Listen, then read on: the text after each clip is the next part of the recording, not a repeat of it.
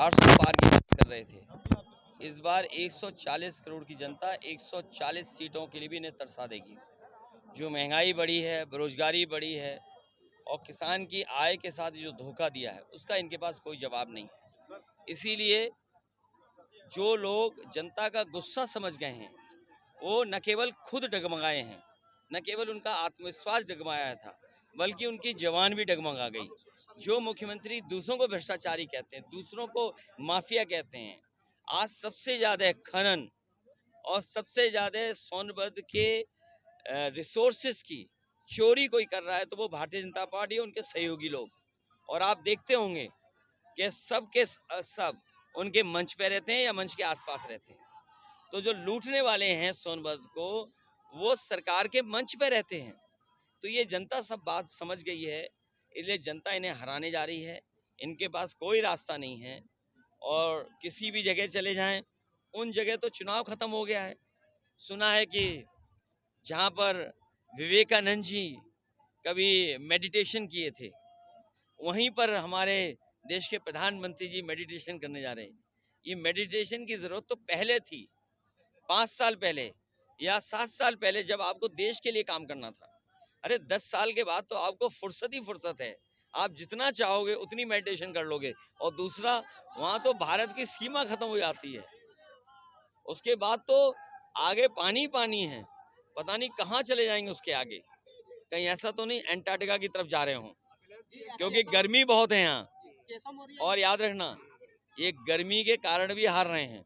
जो जनता को परेशान किया इन्होंने गर्मी में, ये जनता इन्हें हराएगी इस बार।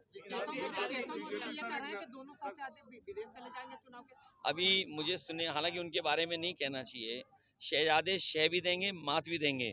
सुनने में आया है कि इस बार उनका टेंट खाली था और टेंट खाली में वो लोग बैठे थे जो टेंट हटाने वाले थे। वो चाहते थे जल्दी भाषण खत्म हो तो वो टेंट हटाने का मौका मिल जाए।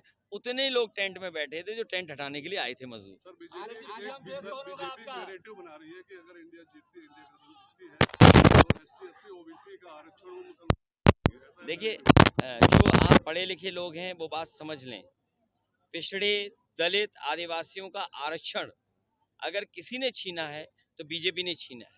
पहले पिछड़े दलित आदिवासी जो बच्चे होते थे, कंपटीशन में आते थे, वो सामान्य कैटेगरी में भी नौकरी पा जाते थे, उन्हें सामान्य मेरिट में भी शामिल किया जाता।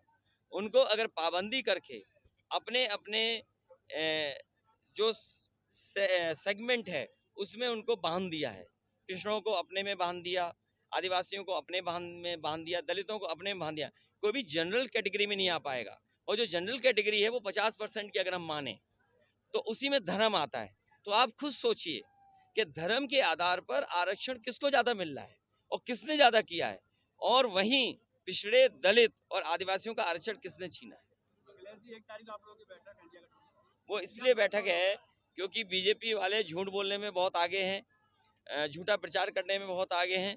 मैं आप लोगों से भी कहना चाहता हूं कि 4 जून को अच्छे दिन तो आए नहीं, खुशियों के दिन आएंगे, प्रेस की आज़ादी के दिन आएंगे। उस दिन मित्र मंडली तो बदलेगी ही बदलेगी, मंत्रिमंडल भी बदलेगा और मीडिया मंडल भी बदल जाएगा। सवाल चेहरे का नहीं है, सवाल दिमाग का और सोच का है। दिमाग ऐसा हो जो आदिवासियों का दुख दर्द समझता हो, सोच ऐसी हो कि आज के समय पे टेक्नोलॉजी चीजें हैं या जो जरूरतें हैं उनको पूरा कैसे कोई कर सके। सवाल चेहरे का नहीं है। हमें वो चेहरा नहीं चाहिए जो बार बार रंग बदल करके आता है, अपनी ड्रेस बदल करके आता है, मेकअप करके आता है। हमें ऐसा कोई चेहरा नहीं चाहिए। हर चुनाव में ओपिनियन पोल दे रहे हैं बीजेपी वाले कि हम इतने इस चरण से इतना देखिए, चुके हैं। तो जिसका दाना उसका गाना, जिसका दाना उसका गाना। तो जिसका चाहिए आपको वो अपना दाना दे दे, वही ओपिनियन आ जाएगा। आप कितनी सीट जीत? इस बार बीजेपी का सफाया होने जा रहा। अभी तक तो मैं सोचता था कि क्यूटो में लड़ाई है, लेकिन कल की रैली के बाद ये लग रहा है कि क्यूटो भी देश के प्रधान सांसद जी हारने जा रहे हैं। जो उन्होंने गांव गोद लिया था उसका कोई नाम नहीं ले रहा है, और जो माँ गंगा को साफ करने के लिए कहा था, सोचिए माँ गंगा से जिन्होंने झूठ बोला हो उसे कौन छोड़ेगा। इसलिए काशी के लोग उन लोगों को सजा देंगे जिन्होंने माँ गंगा के लिए झूठ बोला है।